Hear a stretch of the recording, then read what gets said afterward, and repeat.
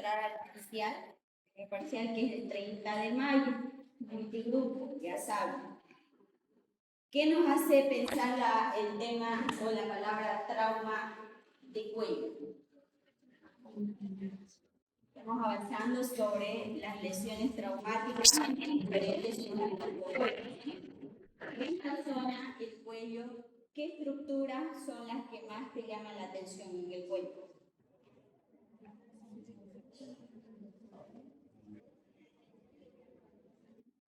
¿Qué crees que es de gran importancia para vos el cuello?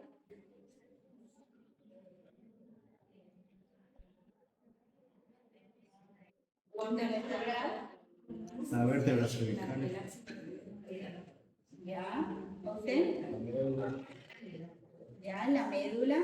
¿Usted? La arteria carótida. Carótida, yugulares. Las venas yugulares. Arteria carótida, la vena yugular. La tráquea. ¿Qué más tenemos ahí? ¿Usted? La cuerda bucal. ¿Qué tiene de importancia para usted el cuello? Las cuerdas bucales. El cuello. Para usted, el cuello, ¿qué gran importancia tiene? La tiroides. La carótida, la yugular. La glándula tiroides. La glándula tiroides. La médula, las vértebras. ¿Qué más? ¿Qué otras estructuras creen que mayor pasan por ahí? De gran importancia, de gran vitalidad. Estamos mencionando varias estructuras, ¿no es cierto? Entonces, hablando un poquito sobre la epidemiología de este trauma de cuello,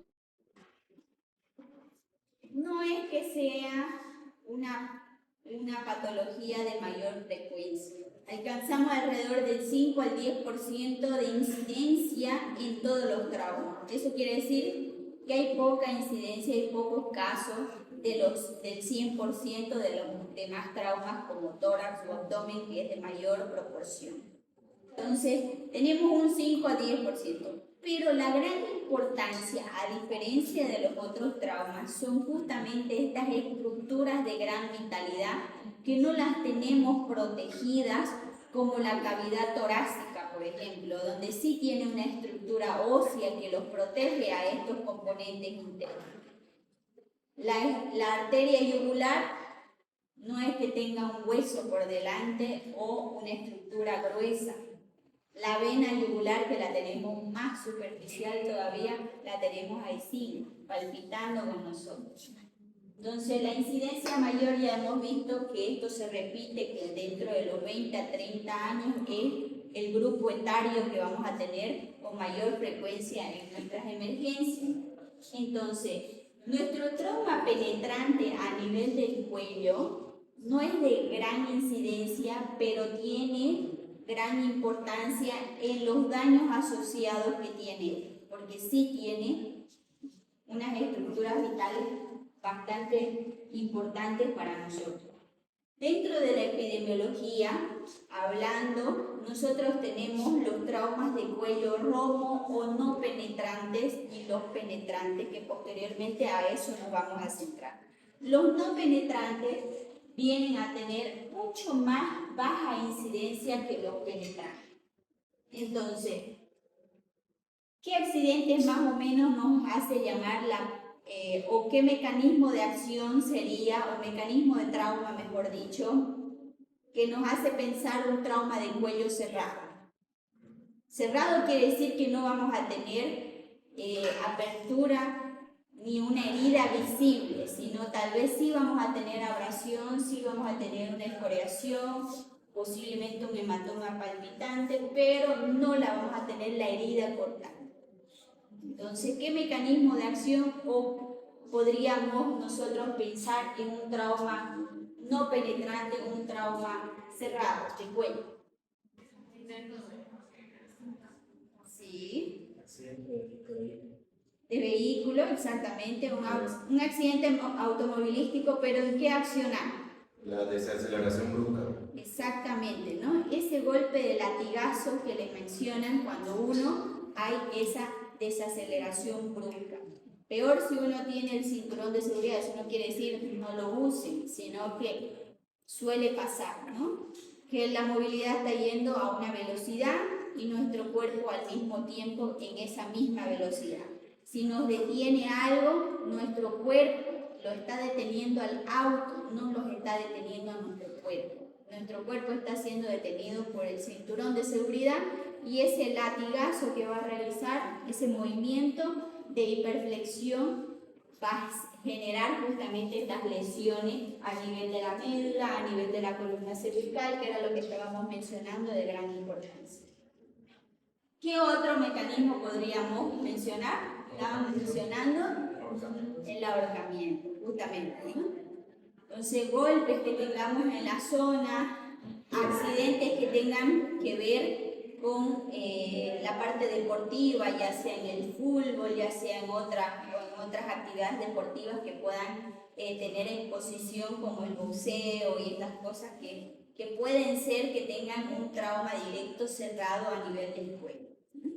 Entonces, 50% están asociados justamente a los accidentes de tránsito, a los accidentes por desaceleración, que es lo más frecuente. Entonces, hablando un poquito de la anatomía, que esa fue nuestra introducción, que nosotros vamos a refrescar el día de hoy, tenemos estructuras importantes. En esta imagen, ¿qué es lo que estamos viendo? A ver, recordemos, anato. Es un acceso venoso, los drenajes venosos, las venas, pero ¿cuáles son? ¿Cómo se llaman? La yugular. ¿Esta cuál es? Externa. Y esta es la interna. Y toda la parte nerviosa, que es la parte amarilla. Entonces la yugular interna, ¿ven cómo está casi superficial?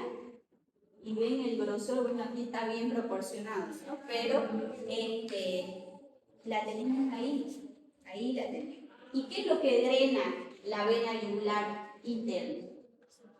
Porque las venas drenan, ¿no es cierto? No llevan sangre oxigenada. ¿Qué es lo que está drenando? Sangre de la cavidad. Específicamente del cerebro, ¿no? Drena toda la sangre del cerebro. ¿Y de qué otra zona más? Del rostro, de la cara.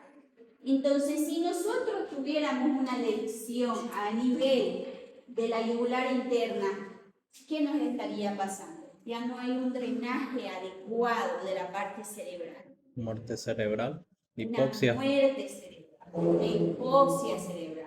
Podemos generar en el paciente cuando esto está sucediendo en pocos segundos, ¿no?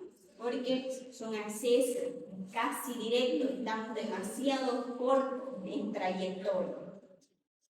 Si hablamos de la parte arterial, ¿cómo se llama esta arteria?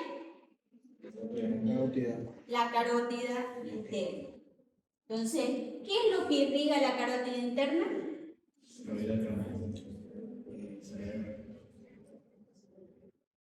Ya, el cerebro. ¿Qué más?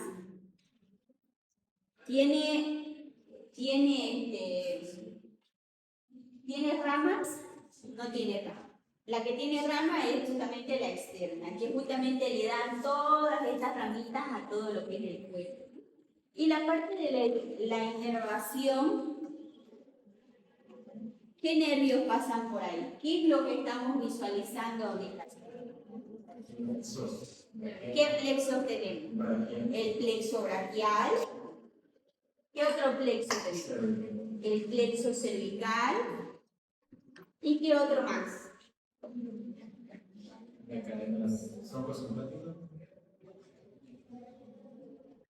¿Qué más?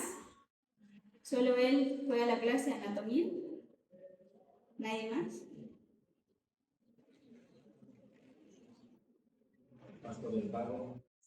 El vago. ¿Y qué inerva el vago?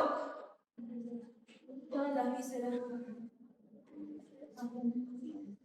¿Todas las vísceras? El vago. ¿Qué es su principal función? ¿A dónde va? Al diafragma, ¿no es cierto? Y si hay una lesión del vago, ¿qué podría provocar? Dificultad respiratoria, no vamos a tener esa ayuda de ese músculo. ¿Qué otro nervio más tenemos? Más allá que ya lo hemos mencionado, la parte del plexo braquial. Si hay una lesión al plexo braquial, ¿qué vamos a tener? El hombro caído y falta de toda la funcionalidad del brazo que vayamos a tener lesionado, si el derecho o el izquierdo. Entonces, ¿qué otro nervio más tenemos?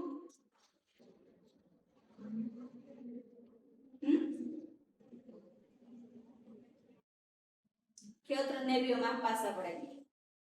Más arriba tenemos los nervios que son el noveno y el 12º nervio parcraniano. ¿Cuál es el noveno? No puede ser.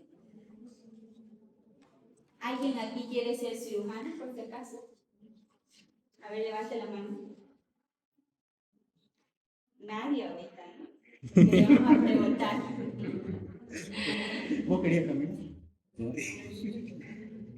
Bueno, no es por alabarme, pero sí los cirujanos, no los cirujanos, el área quirúrgica siempre es la mejor remunerada en cuestiones de monetariamente hablando. La área quirúrgica, no estoy hablando solamente médico, que la parte clínica, para conocimiento pequeño de ustedes, ¿no? Por si todavía no saben a dónde dirigirse. Pero a este punto ya me imagino que ya han visto mayoría de las materias, saben más o menos qué es lo que les gusta. El internado lo que va a hacer es pulir justamente estas 4 materias básicas de donde ustedes pueden agarrar una de esas materias básicas y dirigirse a su especialidad.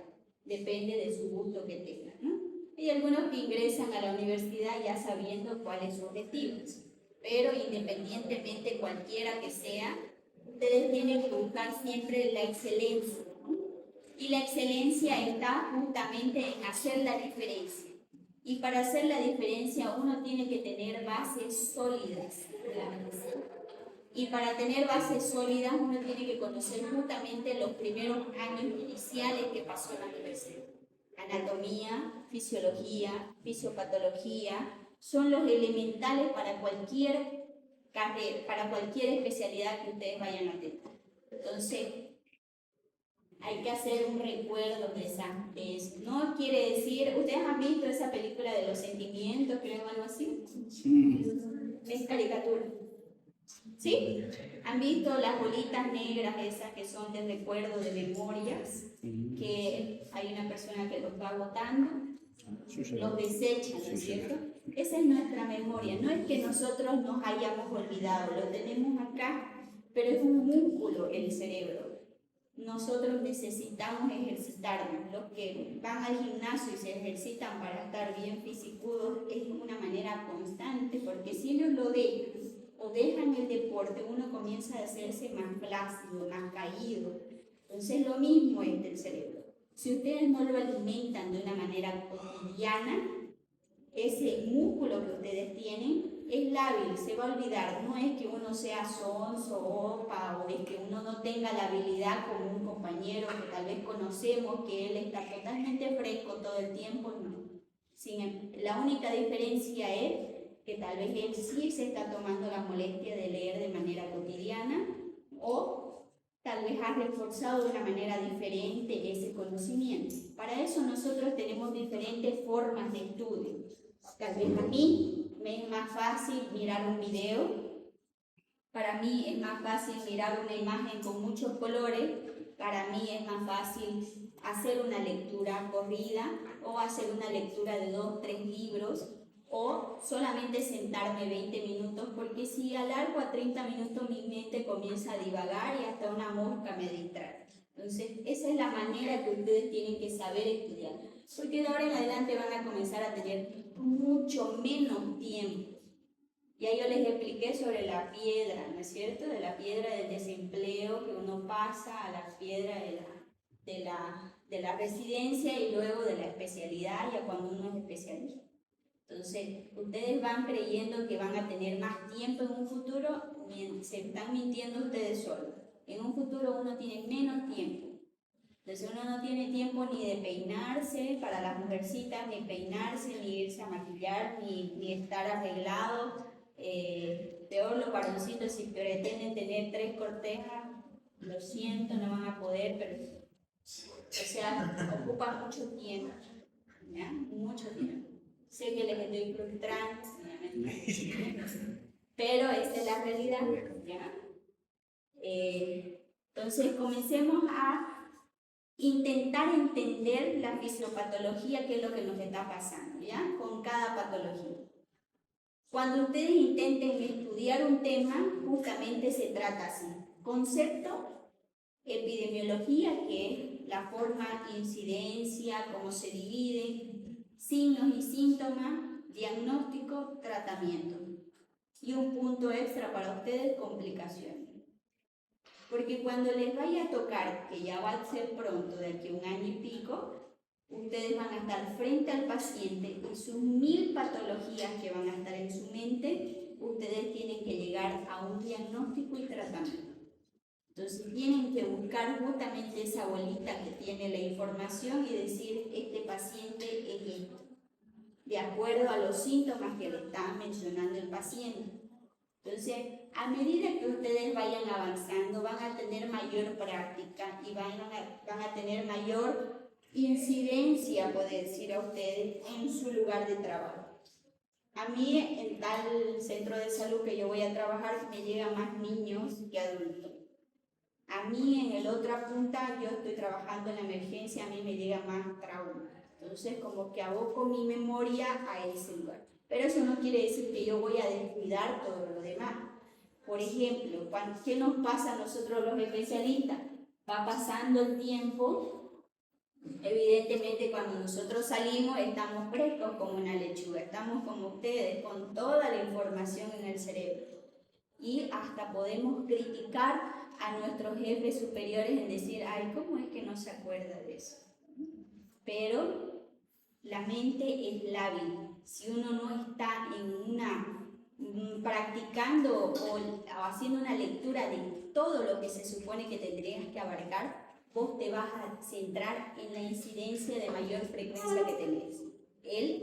Mi jefe sí es capo para abdomen porque le llega mucho más abdomen a él.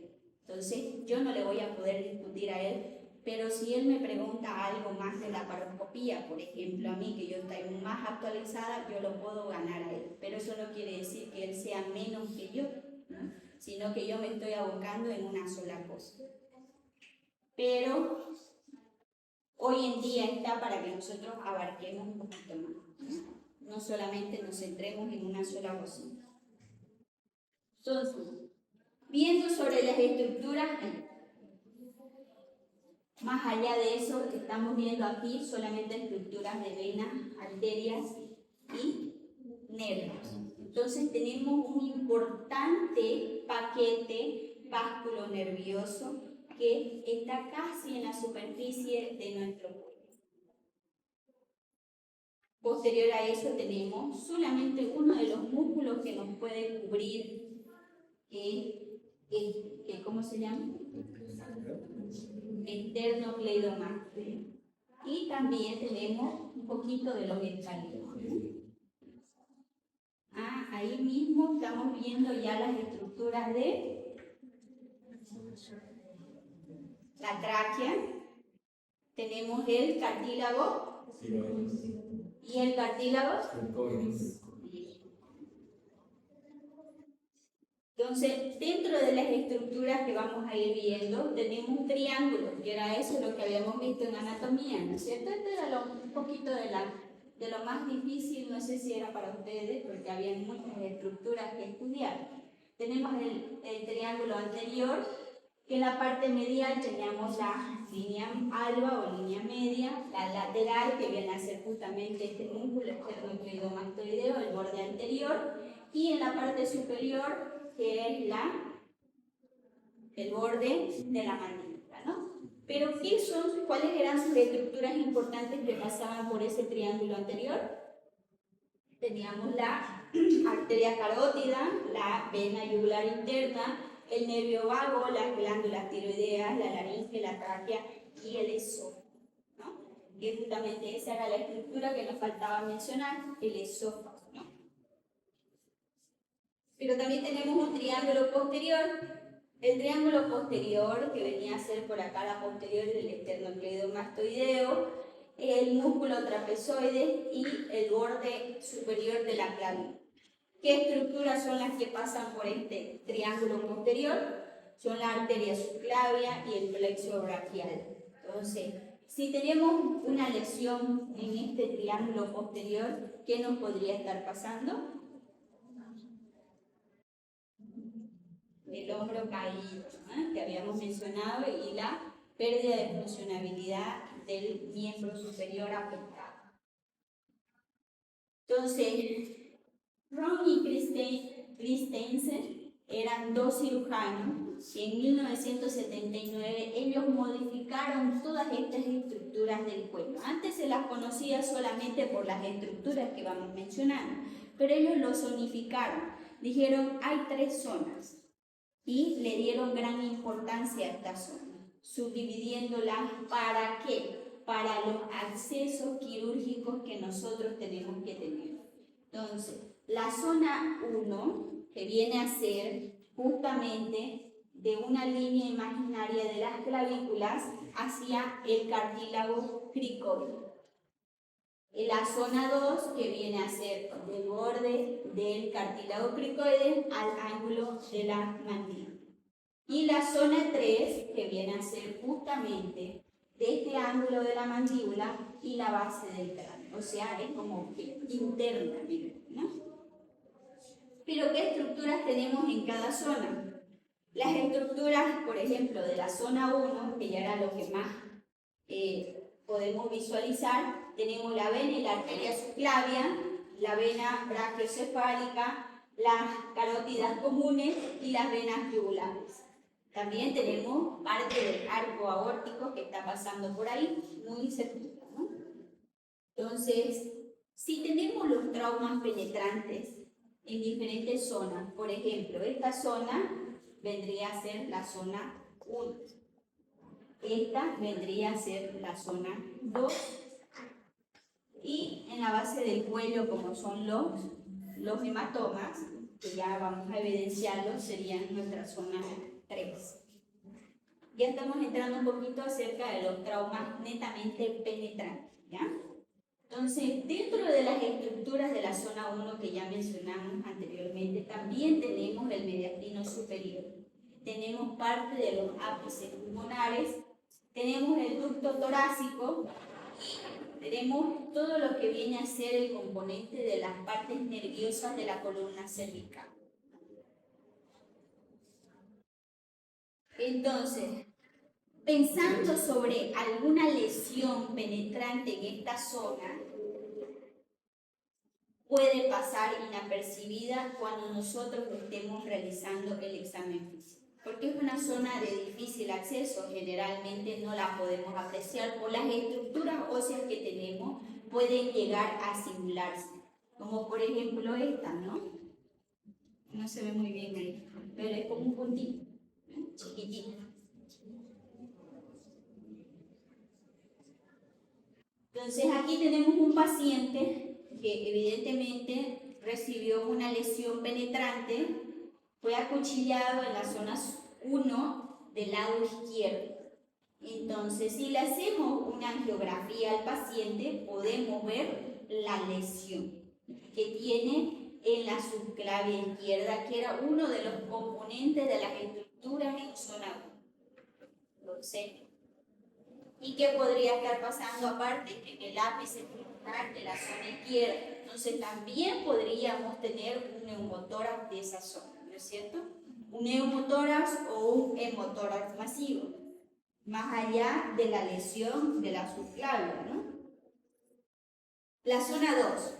En la zona 2, que ya habíamos determinado que era del borde anterior o superior de la cricoide hasta el borde de la mandíbula,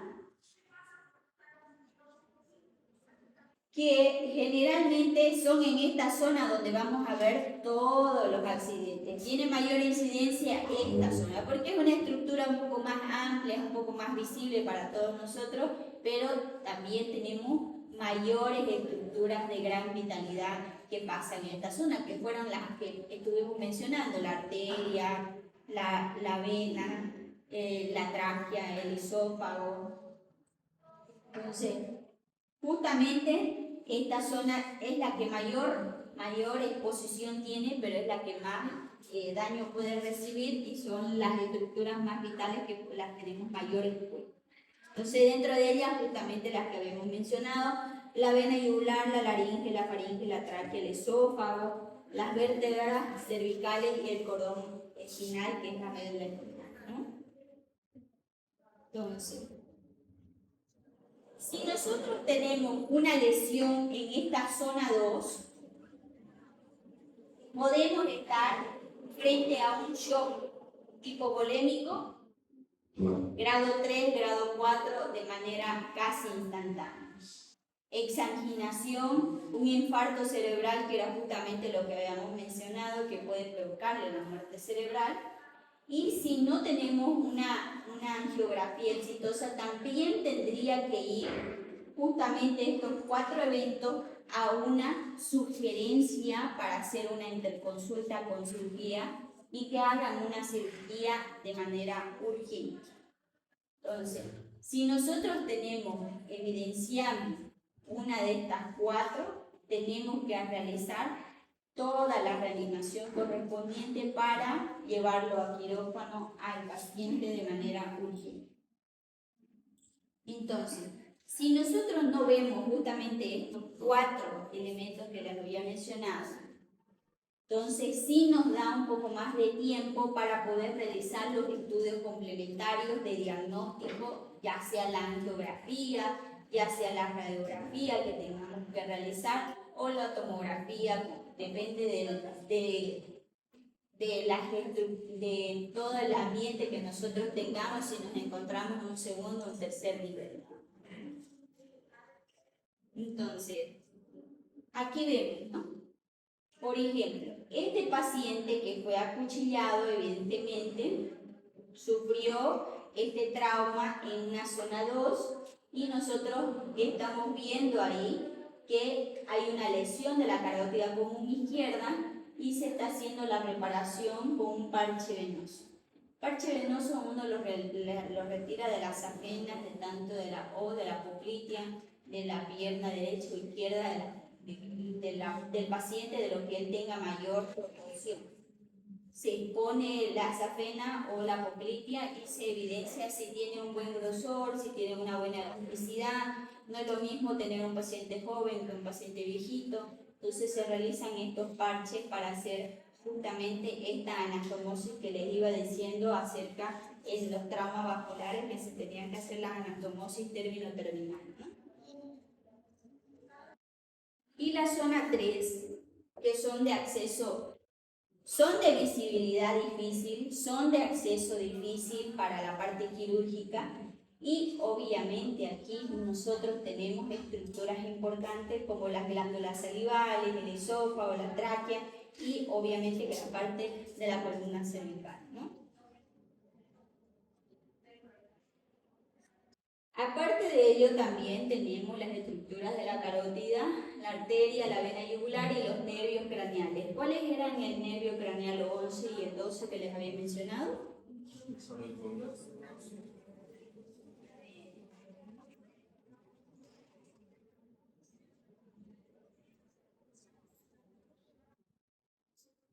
Entonces, si nosotros tenemos alguna lesión en esta zona 3, podemos nosotros llegar a requerir justamente eso de romper estructuras óseas, o sea, hacer cortes en estructuras óseas para tener un acceso mejor a esta zona y hacer estas reparaciones de la parte arterial o de la parte venosa. Como les mencioné hace rato, es muy difícil el acceso y también es difícil el diagnóstico, ¿no? Entonces, pongámosle como un asterisco especial a esta zona.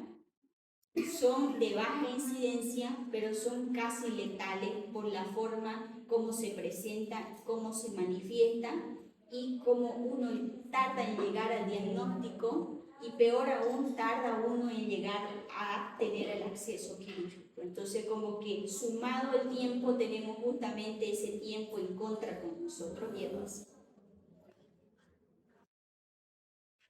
Entonces, si nosotros tuviéramos un paciente para recuperar, como ya les iba mencionando, podemos realizar angiografía. Si solamente son pequeñas lesiones donde se están formando, no en una totalidad de sección de los vasos, pero se necesita realizar embolización o las embolizaciones, que era lo que yo les iba mencionando, que estas van formando taponcitos que van generando trombos, y estos trombos pueden generar también una complicación postquirúrgica o prequirúrgica o intraquirúrgica. Entonces se tienen que realizar las embolizaciones con los anticoagulantes necesarios o antiplaquetarios necesarios. Entonces las intervenciones quirúrgicas sí se tienen que realizar de tratamiento cuando tenemos un infarto cerebral en evolución, cuando hay una sospecha, cuando tenemos justamente estos signos y síntomas, o cuando nuestra angiografía que realizamos del paciente no la tenemos disponible. Pero sí hemos evidenciado una lesión en esta zona, pero no tenemos acceso ni tiene la disponibilidad del paciente, la parte económica, ni en el tiempo para poder realizarse ese estudio. Entonces, si nosotros tenemos para sospechar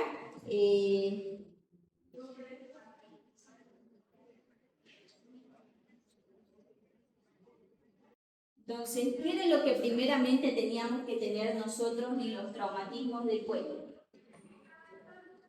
Justamente viene a tener una presentación difícil para que nosotros lleguemos a examinar al paciente, más que todo en la zona 3 y en la zona 1.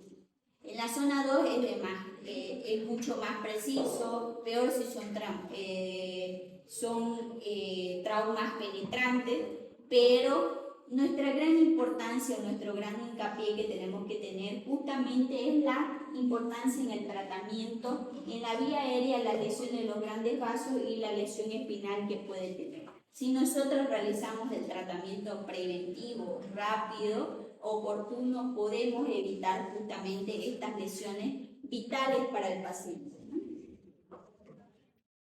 Entonces, importante dentro del ABC que nosotros tenemos que tener justamente es el A, que era vía aérea y control cervical, ¿no? B, ¿qué era el B? Ventilación. El C, control de la circulación. El D, déficit neurológico, y el E, exposición y control, ¿no? Entonces, nosotros tenemos que realizar, si nosotros estamos haciendo el ABC y estamos frente a un trauma de cuello en zona 2, vamos a ver, ¿cómo es? Nuestro ABCDE, ¿cómo lo vamos a ir planteando? Hemos mencionado que no tenemos que dejar de hacer la secuencia, pero tampoco es que nos vamos a tardar un montón en el A y en el B si estamos viendo evidentemente que el C, porque ¿qué zona es esta? Zona 2, ¿no? Justamente esta es la de más incidencia y tenemos las estructuras vitales ahí. Esta es una zona derecha. ¿Qué podría estar pasando? Por aquí. Carótida, tibular, los plexos. Depende de la profundidad, por lo visto. Este es un cuchillo que más o menos hasta aquí llega, ¿no es cierto? Y depende del mecanismo, ¿no? No es lo mismo que yo realice, por ejemplo, que yo soy más chiquitita, mi cuchillo va a ir en dirección hacia arriba, ¿no? Pero si yo soy un poco más alto o la persona que voy a agredir está echada, digamos, mi cuchillo va a ir hacia abajo, porque la fuerza que uno hace es siempre esta, ¿no? la movilidad. Entonces, la dirección que vaya el cuchillo nos va a ir mencionando y nosotros recordando justamente la anatomía, vamos a ir pensando posibles estructuras lesionadas. ¿Cómo vamos a ir arrancando nuestro ABCD? Este paciente tiene que tener un collarín cervical. Tenemos que retirar el cuchillo. Tenemos que colocarle un tubo orotraqueal. Entonces, ¿qué le van a hacer?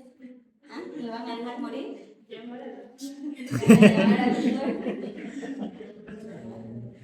Entonces, vamos a priorizar la vía aérea.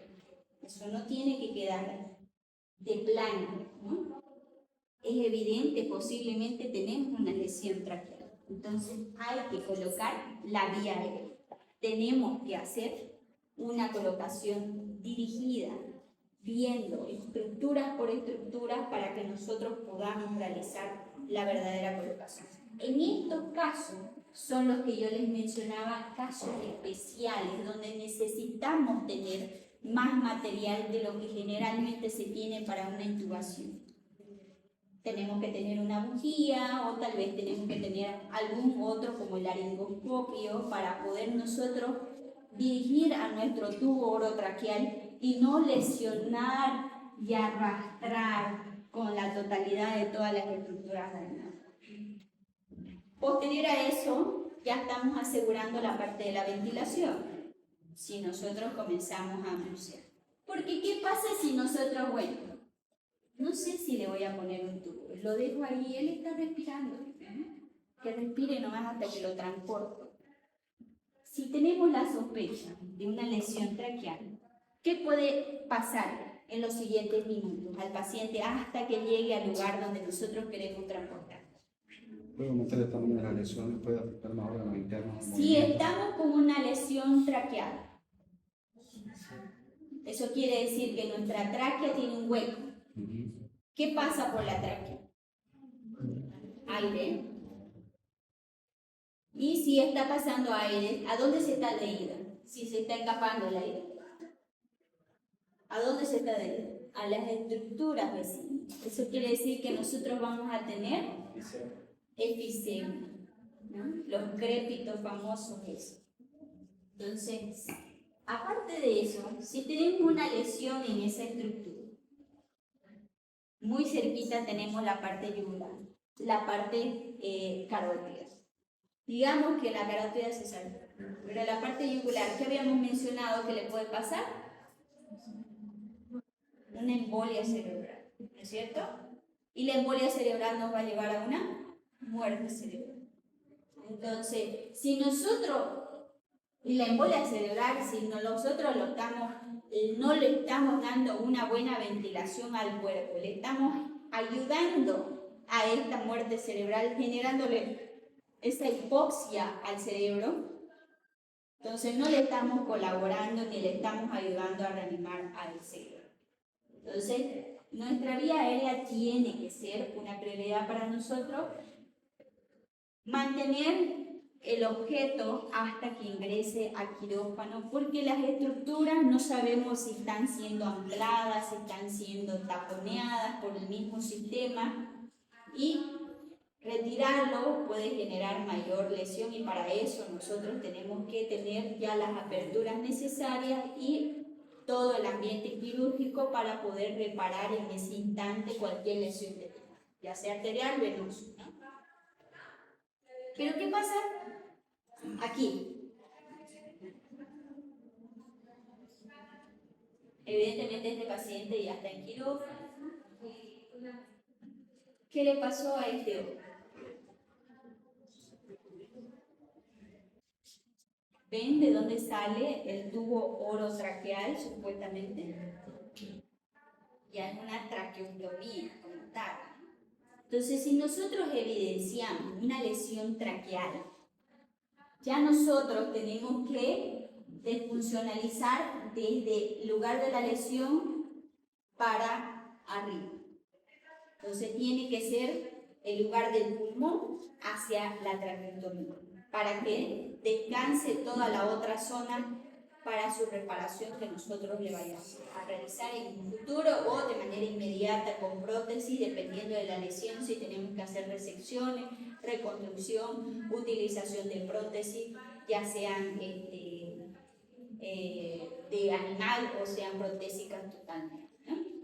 Pero aparte, por las lesiones evidentes que nosotros ahí tenemos que se ven aparatosas, pero es la parte muscular, tenemos que hacer las reparaciones ya de la parte venosa, la parte arterial, con los parches necesarios, realizando con las prótesis necesarias, ¿no? Pero también vemos que la lesión que tiene, por si acaso este es su mentón y acá está su oreja, por si no le están entendiendo. Zona 2. Y ese es su tórax de allá. Entonces, vemos que la herida abarca una profundidad bastante amplia, ¿no? Si vemos que este es nuestro borde superior, vemos que hay una apertura bastante amplia, una profundidad bastante amplia.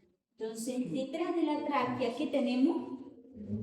El esófago. Entonces, ¿puede existir una fístula tráqueo-esofágica? Sí. Entonces, puede ser que nosotros podamos evidenciar en un futuro, si no la evidenciamos en ese momento quirúrgico, en nuestro post quirúrgico a través de la tráquea estemos evidenciando comida, sí, puede suceder, puede suceder. Entonces, cuando nosotros tenemos lesiones así, es mejor defuncionalizar, hacer una esofagostomía. Eso quiere decir una abocación de la cavidad hacia el exterior. Esa es una ostomía del esófago. Entonces nosotros a través de una estructura, como son las sondas Foley, las sondas Petzel, podemos colocarle en la zona del esófago y hacemos la rafia correspondiente. Eso es si en caso tenemos laceraciones. Si hay estructuras así donde pareciera que se quiso acuchillar así y entonces hubo varios cortes, hay varias estructuras y pérdidas de la sustancia, se tiene que hacer resecciones, anastomosis y se coloca a través. Ya les dije, cuando nosotros hacemos anastomosis término-terminal, para proteger las estructuras que hemos realizado la sutura, nosotros defuncionalizamos.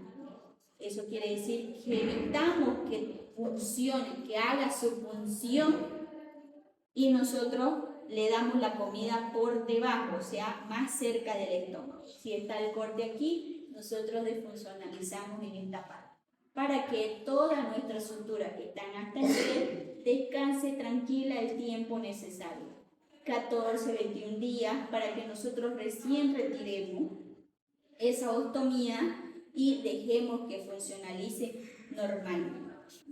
Esas son las formas que nosotros podemos realizar las reparaciones correspondientes. Aquí el mismo escenario que el anterior. Tenemos un trauma penetrante de la zona 2 con lesión traqueal, donde estamos viendo la traqueostomía evidente. Posiblemente tengamos que realizar la defuncionalización del esófago, sí. Posiblemente tengamos que realizar, por la maniobra que está realizando la persona que lo está evacuando al paciente, porque esto no es quirófano, si se dan cuenta. Entonces, esto es una sala de emergencia. Está realizando presión. Eso quiere decir que estamos frente a una lesión venosa o arterial, ¿no? Pero, ¿qué diferencia habría? Por la zona, ¿no es cierto? Si fuera venosa nos estaría saliendo más de la parte superior que de la parte, ¿no? Entonces, más que seguro que sí sea un trauma arterial. Entonces, en este hombre obviamente no quería vivir, ¿no? Pero sí vivió. Entonces, ¿qué estructuras tenemos ahí posibles? Las mismas. Aquí, a diferencia del anterior, posiblemente estemos con estructura porque el paciente está con el cuello hiperentendido. Tenemos estructuras no solamente de la zona 2, sino que de la zona 3, ¿no es cierto? Posiblemente tengamos todo el piso de la boca con lesión. Entonces el nervio noveno y el 12º pueden estar lesionados por las estructuras que nosotros estamos evidenciando. Entonces, importante que sepamos las estructuras, pregunta de examen. ¿Qué estructuras tenemos en cada zona? ¿Cómo se zonifica de manera quirúrgica los traumas de cuello? Eso es básico, eso siempre le van a preguntar. Entonces, aquí tenemos otro. Aquí, bueno, ahí está su título, ¿no? Lesiones espinales. ¿Qué es lo que tenemos ahí? Una estructura de metal atravesada, penetrante, que por su trayectoria podemos pensar de que ha ido justamente a posicionarse, a fracturar y a limitarse su trayectoria en las estructuras óseas de la columna cervical. Ahí se detuvo, pero también arrastró todo su plexo y todo su plexo cervical y posiblemente parte del plexo braquial, ¿no? Más allá de las estructuras venosas y arteriales que puede estar arrastrando en su paso. ¿Y este paciente? ¿Qué zona es? Zona 2. Pensé que se iban a confundir porque está en la parte posterior. No, igual sigue siendo zona 2. Pero es más zona 1, ¿no? ¿Qué les dije sobre la trayectoria? ¿Dónde estamos? En la base del cráneo, donde que era lo que habíamos dicho, la zona 1, la zona 3, mejor dicho, era desde el borde del mentón hacia la base del cráneo, ¿no es cierto? Entonces sí estamos en esa zona, la zona 3. ¿Qué estructuras podemos tener en la zona 3? Justamente las estructuras de la parte espinal, y ahí evidentemente, más que de seguro que este paciente va a quedar cuadripléjico o directamente ya hay una muerte cerebral en este paciente, ¿no? Porque si hay una sección de la médula, si está cuadripléjico y no le hemos realizado, porque este paciente no está intubado, no hay una protección de la vía aérea. Si nosotros dejamos sin inervación a toda la caja torácica, él va a generar un paro cardíaco. Entonces, si nosotros lo tenemos hace mucho tiempo, evidentemente va a ser. Entonces, la importancia que nosotros tenemos que tener en este tema en sí es identificar las zonas 1, 2, 3. Estructuras importantes que pasan sobre esta zona 1, 2, 3. ¿Para qué? Para que nosotros podamos realizar los tratamientos adecuados de emergencia o poder llevar justamente a los estudios de angiografía, angiotac, que nosotros le vayamos a realizar. Pero si nosotros no tenemos acceso a estas angiografías, de igual manera necesitan ser explorados, ya sean los traumas abiertos, penetrantes, o sean los traumas cerrados. Porque las estructuras son de gran vitalidad, sí o sí necesitan una exploración quirúrgica. Entonces, su misión de ustedes es identificar justamente, porque es bonito ver que un médico nos envíe o nos haga una referencia y ocupe justamente esta terminología médica de decir, tengo un paciente con trauma de cuello en zona 2, en zona 3, donde está con tales signos vitales. Entonces, yo que estoy en el tercer nivel esperando a ese paciente, voy a tener justamente mi preparación prehospitalaria que habíamos hablado sobre la comunicación. Entonces, tener mi angio o mi tomógrafo listo, depende de los síntomas que me está mencionando, de los signos vitales del paciente, o a las lices de quirófano mencionales, está llegando un paciente crítico, espérenme con toda la caja y todos cambiados en quirófano para que el que llegue directito a quirófano para hacer las aperturas. realizar ya sean con las bombas extracorpóreas que se necesita por si es un trauma arterial y se necesita colocar al corazón para que funcione de manera extracorpórea mientras nosotros realizamos las anastomosis correspondientes en las arterias. Entonces, eso es.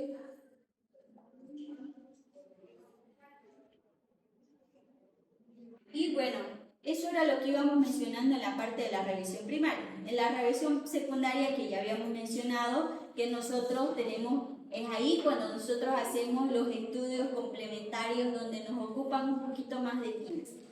Entonces, cuando sí, evidentemente nuestro paciente está con signos y síntomas, todos sus signos vitales dentro de lo estable, pero nosotros sospechamos de que tenga un trauma. Más que todo esto son para los pacientes con trauma cerrado, que nosotros no podemos evidenciar la forma, en qué zona está lesionada la parte vascular o nerviosa en este caso. Porque si nosotros tenemos lesión venosa y arterial, es más que seguro que tiene una lesión nerviosa. Si tiene una lesión arterial, es más que seguro que tenga una lesión nerviosa. Pero si tiene una lesión venosa, puede ser que solamente esté solita. Entonces, tenemos justamente estos estudios que se pueden realizar. La laringoscopía, la TAC del cuello con contraste, la angiotomografía, la angiografía, la endoscopía y la esofagografía. Que la esofagografía justamente era para descartar estas lesiones de fístulas traqueoesofágicas, ¿no? Donde pasamos contraste por el esófago y si evidenciamos que hay una extravasación de líquido o extravasación del contraste, pues evidentemente tenemos alguna lesión. ¿Qué pasa si nosotros no reportamos justamente estas lesiones posibles traqueoesofágicas? Puede generar una mediastinitis porque nosotros estamos con el mediastino anterior en esa zona. Entonces, puede generar una mediastinitis y la mediastinitis puede llegar a un paro cardíaco. Entonces, por una sepsis generalizada. Todo nos puede llevar a un paro cardíaco si se dan cuenta en estos temas. Así que, ¿alguna pregunta que tengan en este momento?